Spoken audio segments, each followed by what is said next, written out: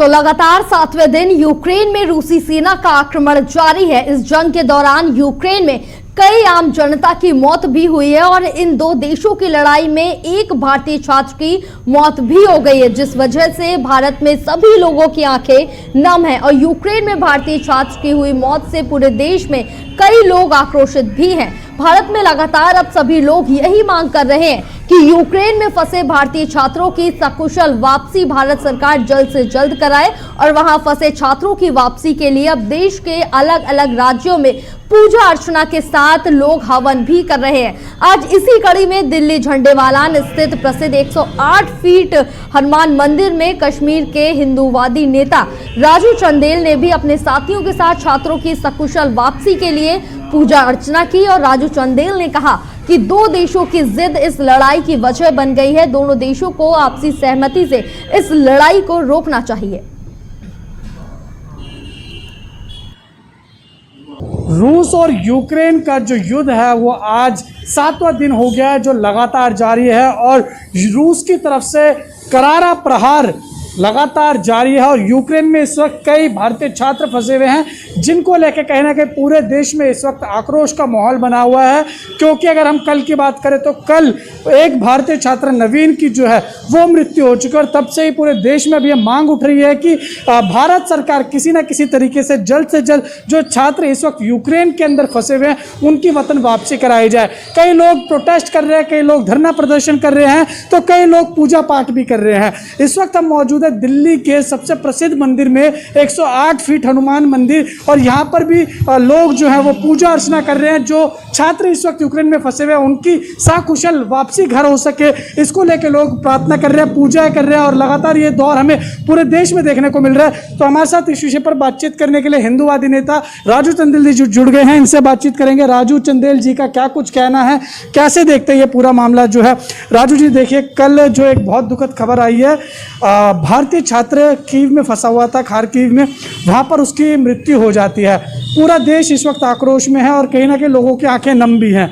आपका क्या कुछ कहना है? देखिए, मैं भगवान श्री 108 जी के हनुमान जी के चरणों में अरदास लगाने आया हूँ, पूजा अर्चना की है कि जो जितने भी छात्र यूक्रेन में फंसे हुए हैं वो सकुशल भगवान श्री हनुमान जी, पवन पुत्र जी, उन्हें पवन की गति से लेकर आए। आज हमारे माननीय गौरवशाली प्रधानमंत्री ने यूक्रेन को भी और रूस को भी आगाह कर दिया है कि इसको शांतिपूर्वक ढंग से आपसी बातचीत से इसको निपटारा करें, इस युद्ध का समापन यहीं करें, क्योंकि इस तरीके से कोई नतीजा नहीं निकलना है।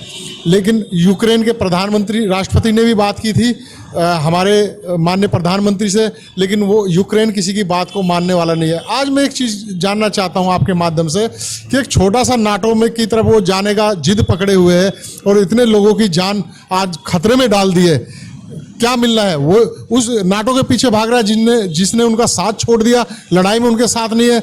ये लोग हथियारों की बिक्री की होड़ में है, वो खरीद करके हथियारों की होड़ बढ़ा रहे हैं। इससे कोई हल होने वाला नहीं है। यूक्रेन को समझना चाहिए कि कोई किसी के साथ नहीं है, अपनी लड़ाई खुद लड़नी पड़ती है। यही अमेरिका उसको कह रहा है। तो आज उसको आँख खोलने की आवश्यकता है, आपस में मिलजुल करके रूस के साथ ये बैठे और हल निकालें। अब इसी चीज़ को आप ले लीजिए कि हम भी एक लड़ाई लड़ रहे हैं, हमारे साथ हमारा पड़ोसी देश छद्म युद्ध लड़ रहा है, अकारण आतंकवादियों को हमारे भारत में भेज रहा है पाकिस्तान, गद्दार पाकिस्तान, अनगिनत हमारे फौजियों को बेमौत मारा है।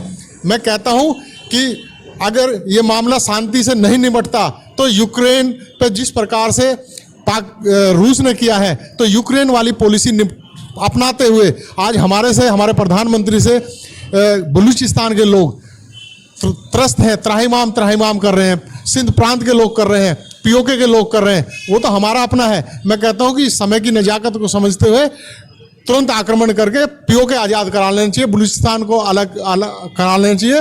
राजू जी, मैं एक सवाल आपसे ज़रूर लेना चाहूँगा, अब जाते जाते आखिरी सवाल, कि आपने यहाँ पर आज पूजा अर्चना की है, पूजा अर्चना करते हुए आपने क्या भगवान से जो है अपनी मुराद रखी है, क्या कहेंगे? देखिए, जैसे मैं आपको बताता हूँ कि पवन पुत्र हनुमान जी ने एक जड़ी उठाकर लेके आए थे जब लक्ष्मण जी मूर्छित हुए थे। आज ये जो विमान है ये पवन पुत्र की तरह काम कर रहे हैं। आज उनके मंदिर में बता देना चाहता हूँ, तो यही पवन पुत्र की ताकत पवन वेग की तरह हवाई जहाज़ों से हनुमान जी स्वयं खड़े होकर के उन सभी छात्रों को सकुशल उनके घरों तक पहुंचाने का काम करेंगे। ये मेरा मानना है, किसी को चिंतित होने की जरूरत नहीं है। हम जहां अपने देश के बच्चों को लेकर आएंगे, जो भी छात्र मिलेगा किसी कंट्री का, उसको लाके उसकी एम्बेसी के हवाले करेंगे।